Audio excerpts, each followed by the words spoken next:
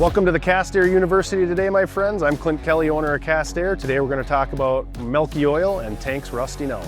The Cast Air compressors are bigger bore and stroke, heavy duty and cast iron. Because of that, we run them at a slower RPM. We get calls a lot of the time of customers asking, why is my oil so milky or looks like it's got water in it? Literally, the only cause of that symptom is not running the compressor long enough, hard enough, hot enough to get it warm enough to keep condensation and moisture out of the crankcase of the air compressor.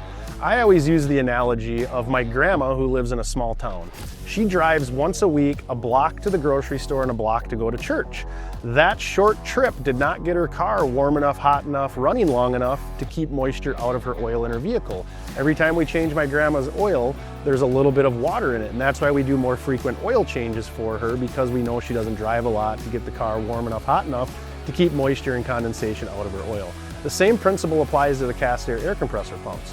You have to run them long enough and hard enough to get them hot to keep the moisture out of the crankcase. The moisture is in the atmosphere all around us. The compressor is sucking whatever is in the environment in with it.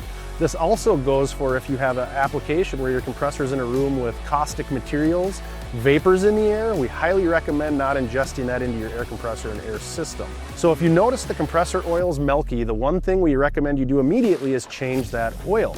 Once you change the oil, what we highly recommend is running the compressor longer and harder. One thing that we've seen happen is if you don't keep the moisture out of your tank, the water will fill up and create a void or fill a gap of air, and water cannot be compressed. So let's say we have an 80-gallon tank and there's 10 gallons of water. Now you have a 70-gallon tank. If there's 20 gallons of water, you have a 60-gallon tank. That's going to cause the compressor to short cycle and run less than it should. The other thing with moisture in the tank is it can rust out. The tanks are unfinished, so we highly recommend a daily drain of the moisture out of the tank. Again, there's always going to be moisture in your air compressor system because it's present in the atmosphere. Now, we also make mitigation options and tools like automatic tank drains, so you don't have to physically manually drain the moisture, it'll do it automatically. We also make a belt guard aftercooler that'll reduce the amount of moisture you see down line at your tools and equipment by 65%, but it is going to put more liquid moisture into your tank, because once it's in liquid form in your tank, it's stuck there till you drain it out, not down line at your tools and equipment.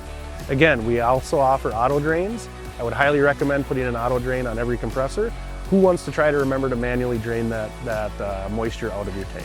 As always, if you have questions or need help, reach out to myself or my team, and thanks for watching this installment of the Cast Air University. Look forward to chatting with you and your teams.